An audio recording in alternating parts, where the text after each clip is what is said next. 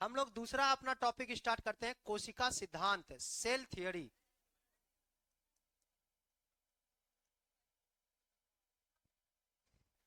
कोशिका सिद्धांत देने वाले दो व्यक्ति थे, एक का नाम है स्लाइडन और एक का नाम है श्वान।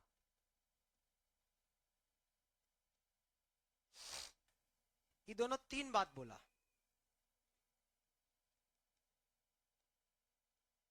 बढ़िया सुनना। पहला बात इसने कहा, कोशिका जीवन की मूलभूत इकाई है।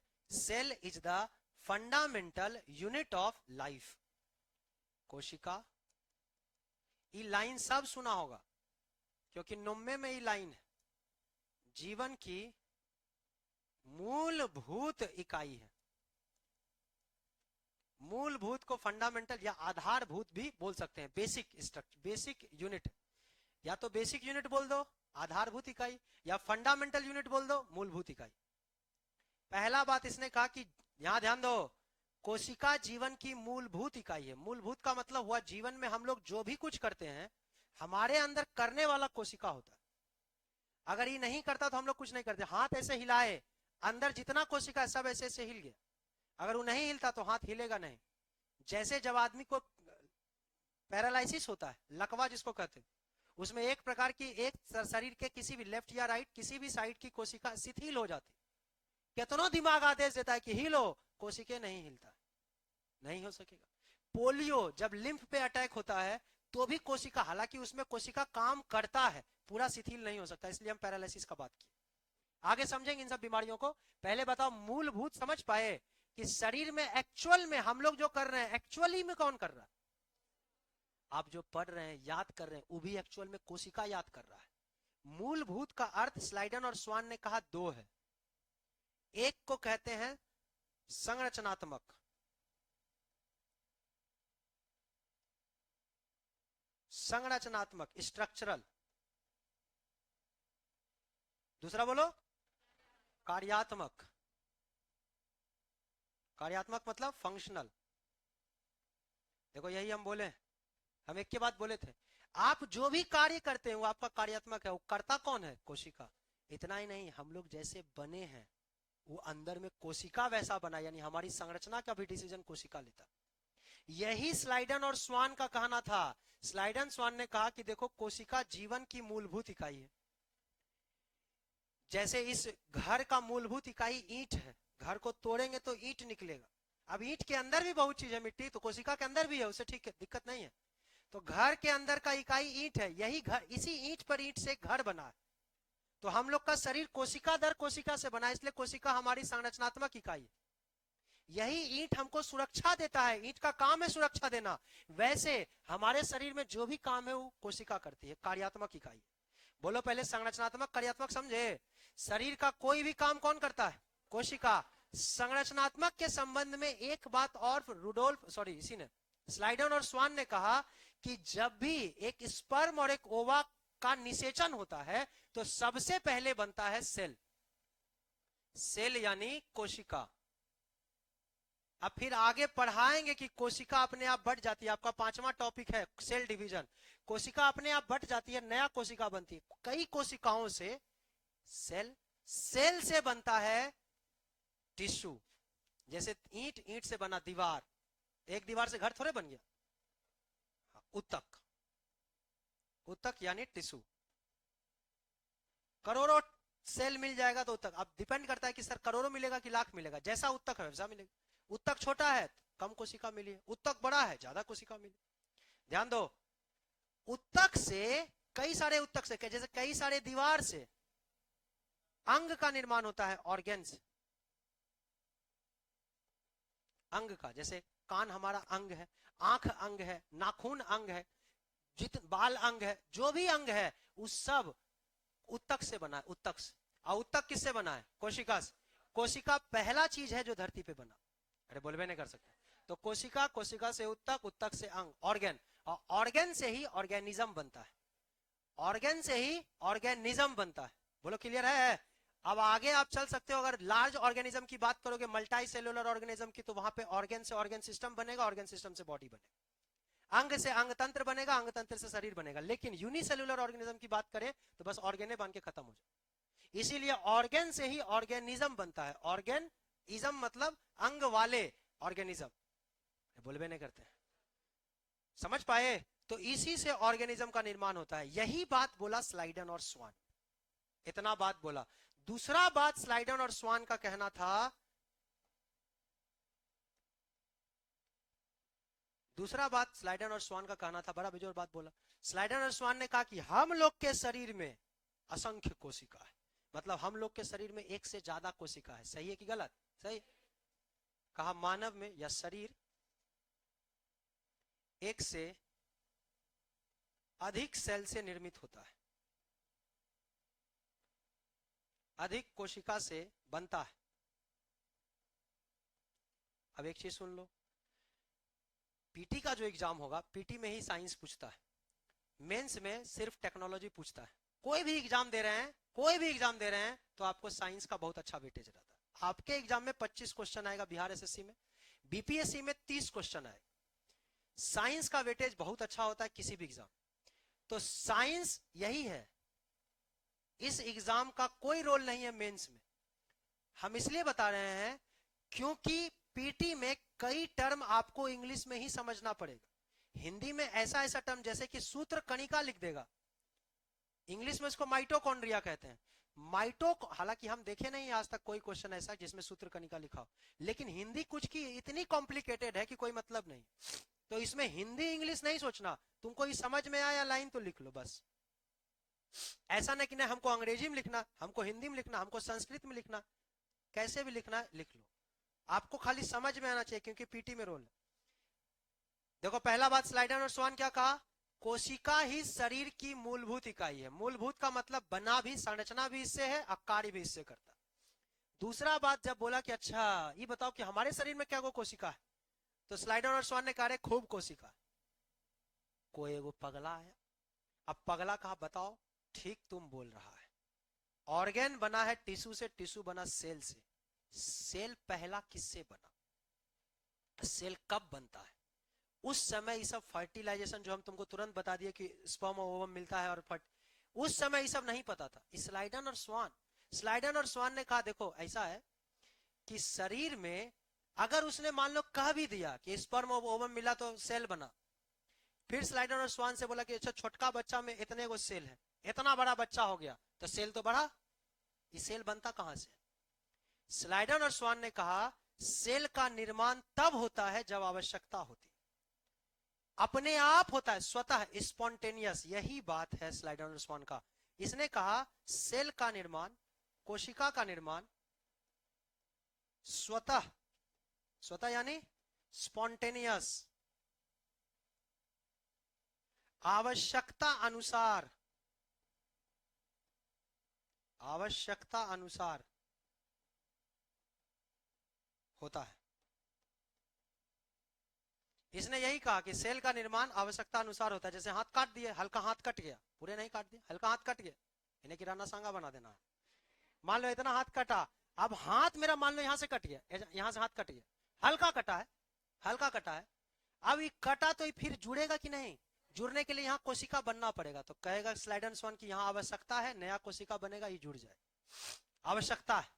जब तक आवश्यकता नहीं पड़ेगा तब तक सेल नहीं बनेगा। यही स्लाइडन और स्वान ने कहा। बस तुरंत देखो आया, बोला चाचा ये बताइए कैंसर कैसे होता है? कैंसर का मतलब है आवश्यकता से अधिक कोशिका का निर्माण हो जाए। स्लाइडन और स्वान ने कहा कि कोशिका तभी बनेगा जब आवश्यकता होगा। आया बगल से बोलो कैंसर कैसे होता है? कहा कोई कैंसर होता है, आवश्यकता से अधिक कहीं पे भी सेल बन जाएगा ना, मान लो यहीं पे आवश्यकता से अधिक सेल बन गया तो यहाँ गांठ बन जाएगा, ट्यूमर, वही ट्यूमर धीरे धीरे कैंसर बन जाता है। बोलवे नहीं करेंगे। आवश्यकता से अधिक कोशिका बनना कैंसर कहलाता है। यही कह रहा है क्या? आवश्यकता के अनुसार ही सेल बनता है। यही बात बेचारा गलत कर दी। दोनों बात सही है, बस ये बात इसका रॉन्ग हो गया, गलत हो गया। और इसी को सुधारने के लिए रुडोल्फ वर्चो आए। इसी ये सवाल बढ़ाने के लिए इतना बोल रहे हैं, रुडोल्फ वर्चो।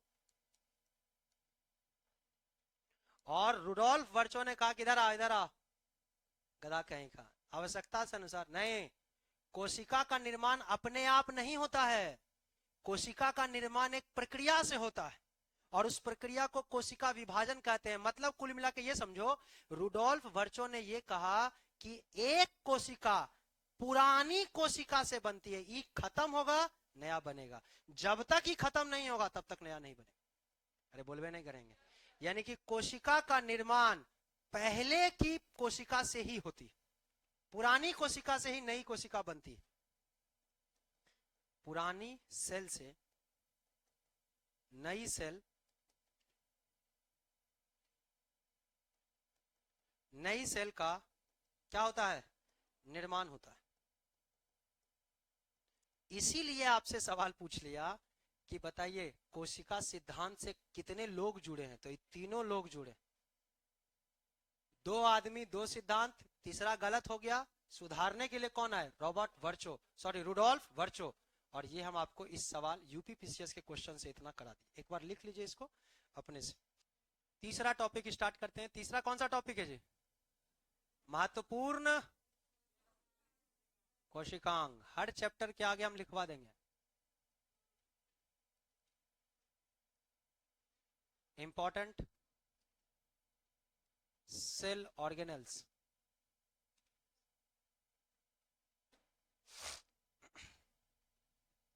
बहुत छोटा टॉपिक है। सेल ऑर्गेनेल का मतलब होता है कोशिका के अंग, मतलब कोशिका के अंदर या कोशिका किस किस चीज का बना है, कोशिका में क्या क्या है, उसको कहते हैं कोशिका का अंग। जैसे हम लोग का अंग है ना, आंख है, नाक है, लीवर है, दिल है, फेफड़ा, ये सब अंग है हम लोग का, हम लोग उसी से बने। तो कोशिका जिससे बना है वो कोशिका का अंग। कोशिका जिससे बना है उसका नाम लिखेंगे। कोशिका पहला चीज इसमें है कोशिका भित्ति,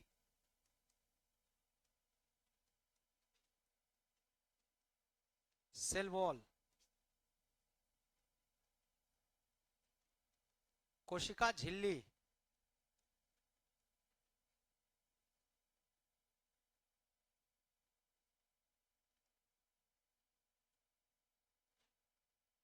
सेल मेम्ब्रेन,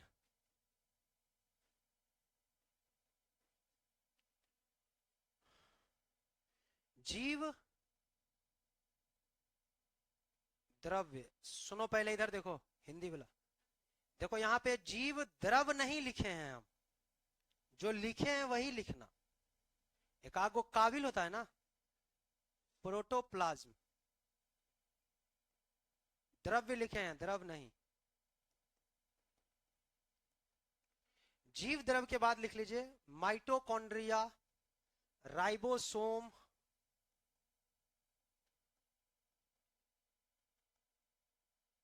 ये सब कोशिका का अंग है। अंग्रेजी भी लिखोगे,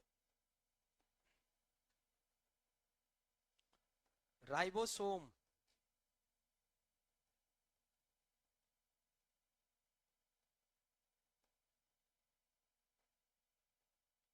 लाइसोसोम,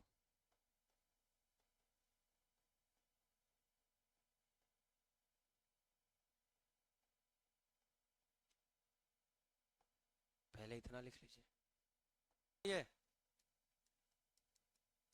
परोक्सीसोम,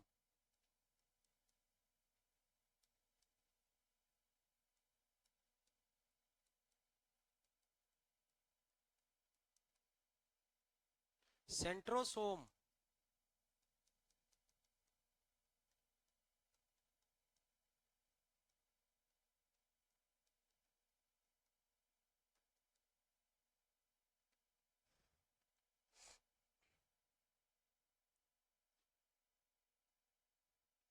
गोल्जी बॉडी, या इसको गोल्गी बॉडी भी बोलते हैं, गोल्जी काय,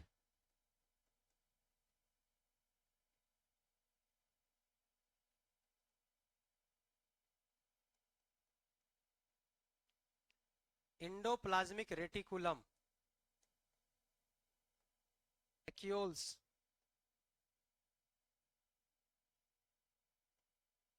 रसधानी, राजधानी नहीं लिखे हैं, हाँ रसधानी, प्लास्टिड, लवक,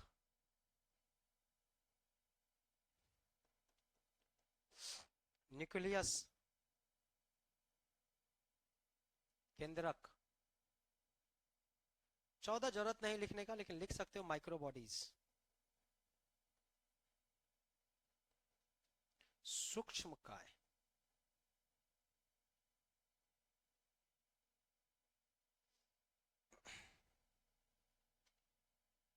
ये कभी एग्जाम में पूछता नहीं है, ना ही पूछेगा, इसलिए इस पे स्टार भी लगा देते हैं, तुम चाहो तो याद छोड़ सकते हो। देखो ये कोशिका का ये 14 को अंग है, ये 14 चीजें कोशिका के अंदर पाई जाती है। ये 14 चीज को हम लोगों को एक एक करके पढ़ना है। ये 14 चीज पढ़ लिए, कोशिका खत्म। बस यही कोशिका का मूल चीज है जो उसमें थोड़ा टाइम लग सकता है। तो ये तीसरा टॉपिक भी हम लोग का खत्म हो। चौथा टॉपिक है कोशिकांग का वर्गीकरण, मतलब हर कोशिकांग के बारे में पढ़ेंगे। तो तीसरा टॉपिक में कुछ पढ़ाना नहीं था, बस खाली नाम लिखाना था। अब हम लोग चौथा टॉपिक हेडिंग बना लीजिए, आपका सिलेबस देख लो, जिस चैप्टर का चौथा टॉपिक है, 4 5 6 तीनों को बचा है, 50% सिलेबस खत्म हो गया। चौथा चैप्टर हेडिंग बना लीजिए कोशिकांग का वर्गीकरण, क्लासिफिकेशंस ऑफ सेल ऑर्गेनेल्स। यही थोड़ा सा बड़ा है, इसमें एक एक चीज को बढ़िया से समझेंगे।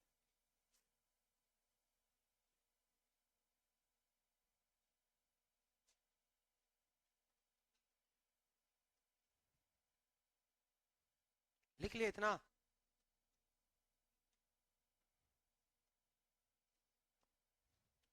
अभी हो सकता है कि आपको नाम अटपटांग लग रहा हो, कल और परसों का क्लास करने के बाद आपको ये सब बहुत प्यारा लगेगा, क्योंकि इससे हम लोग बने हैं ना जी, हमारे अंदर भी यही सब तो जानना जरूरी भी है। यही सब काम करता है तो हम लोग काम कर पाते हैं। आगे बढ़े, चलिए। चौथा हम लोग का टॉपिक पहुंच गया है चैप्टर का, कोशिकांगों का वर्गीकरण।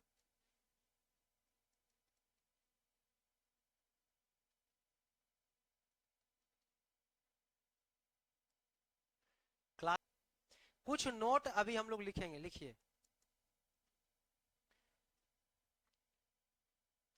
हम लोग कोशिकांग के बारे में पढ़ रहे हैं, वैसे कोशिकांग जो जंतु कोशिका में अनुपस्थित होते हैं, जो जंतु सेल, जंतु कोशिका लिख देते हैं, एनिमल सेल बोलते हैं अंग्रेजी। जंतु कोशिका में अनुपस्थित, अब्सेंट, अब्सेंट लिख दे अनुपस्थित को, अब्सेंट, इतना तो समझते हो। वैसे कोशिकांग हम लोग देख रहे हैं जो एनिमल सेल में नहीं होते। ध्यान रखना, हम ये नहीं कह रहे हैं कि जो सिर्फ प्लांट सेल में होते। दो तरह का सेल है ना, एनिमल सेल और प्लांट सेल। तो हम ये नहीं कह रहे हैं कि सिर्फ प्लांट सेल में होता है, नहीं, हम ये कह रहे हैं कि जंतु में नहीं होता और कहीं भी हो सकता है। सेल वॉल, कोशिका भित्ति, इसे डायरेक्ट सवाल पूछेगा, हालांकि याद हो जाएगा तुमको एक बार टॉपिक खत्म होगा तब। कोशिका भित्ति क्या होता है, कोशिका भित्ति वो भी देखेंगे, पहले लिख लीजिए कोशिका भित्ति। और दूसरा लिख लीजिए प्लास्टिड, लवक। ये एनिमल में नहीं होता, मतलब हम लोग में ये दोनों नहीं। इसका मतलब क्या प्लांट में है कि नहीं? सिर्फ प्लांट में है? नहीं, एनिमल में नहीं है, हमारे में नहीं है। यूपीएससी 2019 इस क्वेश्चन की चर्चा भी हम किए थे। कथन 1, कथन 2, ग्रुप डी में पूछ लेगा यूपीएससी वाला सवाल। एसएससी में तो नहीं पूछेगा, लेकिन ग्रुप डी में पूछ लेगा। रेलवे का एग्जाम देंगे तो आपका साइंस बहुत मजबूत चाहिए। ध्यान दीजिए, सवाल लिखा, लवक सिर्फ पादप कोशिका में पाई जाती है।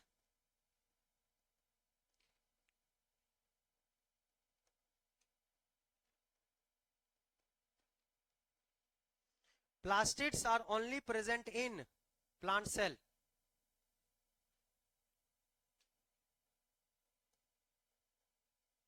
जंतु कोशिका में नहीं पाई जाती।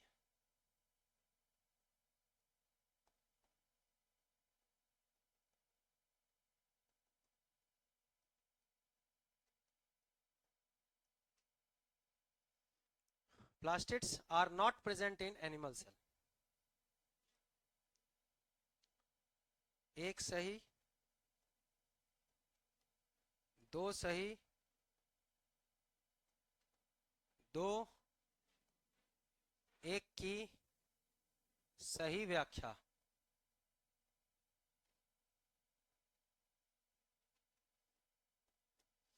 एक सही, दो सही, दो, एक की व्याख्या नहीं। व्याख्या को एक्सप्लेनेशन बोलते। सी, एक गलत, दो सही,